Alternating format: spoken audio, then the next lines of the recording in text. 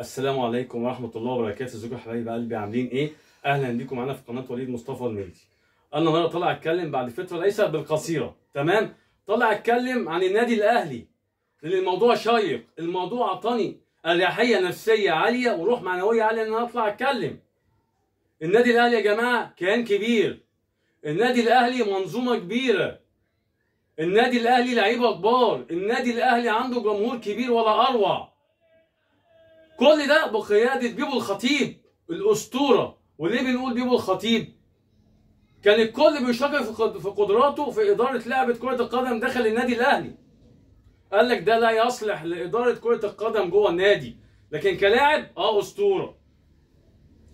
النادي الأهلي عمل إيه؟ النادي الأهلي لما خسر الموسم اللي فات واللي قبليه في الدوري، كل الجماهير والإعلام طالب برحيل جميع اللاعبين الكبار، وخاصة الجمهور طالب برحيل الشناوي، هاني، معلول، السولية، بيرسي تاو لك ما بيعرفش يلعب كوره، شريف ما بيعرفش، علي معلول، قفشه. الخطيب عمل ايه؟ بصوا يا جماعه ذكاء الخطيب عمل ايه؟ اراح كل اللاعبين الكبار وعطى الفرصه للوجوه الجديد ان هي تلعب. فكله قال لك ايه؟ بس كده خلاص، كده الكابتن الخطيب هيقول لامير توفيق انزل بدولابك. امير توفيق هيشتغل ويجيب صفقات كبيره للنادي الاهلي. فالخطيب كله توقع منه هيشتري لعيبه كبار، هيشتري لعيبه كبار لان هو رايح كل اللعيبه الكبار، تمام؟ النادي الاهلي كان كبير، عمل ايه؟ عمل ايه الخطيب؟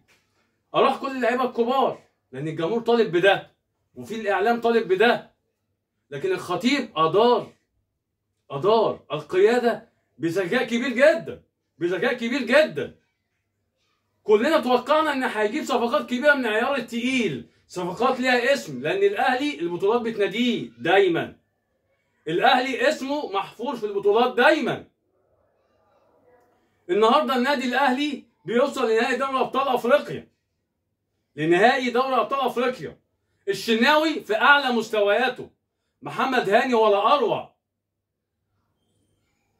بيرسي تاو عالمي، شريف هداف النادي الاهلي، علي معلول الجمهور النهارده بيطالب باعطائه اشاره القياده. هو ده النادي الاهلي، ده اللي عمله الخطيب، واعطى تعليمات بشراء صفقات في الحدود يعني الحدود المسموحه اللي الاهلي فعلا محتاجها. يعني مروان عطيه، شادي حسين، جاب لعيبه هو فعلا محتاجها.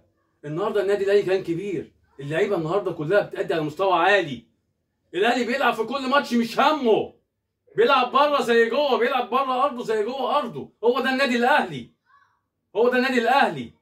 رئيس النادي محمود الخالد ما بيطلعش يتكلم حتى بعد فوز النادي الاهلي، لان دي منظومه، الموضوع عادي، وده الاهلي واخد عليه. البطولات بتناديه، الكاس بتناديه. النادي الاهلي يا جماعه على مستوى العالم، على مستوى العالم في التصنيف الخامس في تصنيف الفيفا.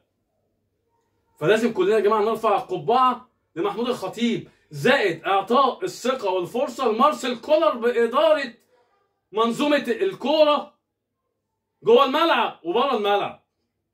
مارسيل كولر بيقول ايه؟ قال لك لا يوجد عندي لاعب اساسي ولاعب احتياطي، اللاعب اللي هيديني في التدريبات 100% هيلعب، لو اعطيت 90% مش هيلعب. لا تتوقع مين يلعب ومين يقعد. رضا حسين الشحات مستوى عالي، شريف، علي معلول، بيرسي تاو، الشناوي، فريق النهارده شرف. فكل التقدير وكل التحيه للنادي الاهلي، وان شاء الله هناخد البطوله بتاعت افريقيا باذن الله، هنكسب الوداد هنا. وطبعا السنه دي الاهلي غير في مستوى اللعيبه، في كل حاجه، وان شاء الله هنكسب، ان شاء الله هنكسب. وبنقول للناس كلها ثقوا في النادي الاهلي، الاهلي رجع وحضر بمن حضر. ونشوفكم في حلقه قادمه، والسلام عليكم ورحمه الله وبركاته.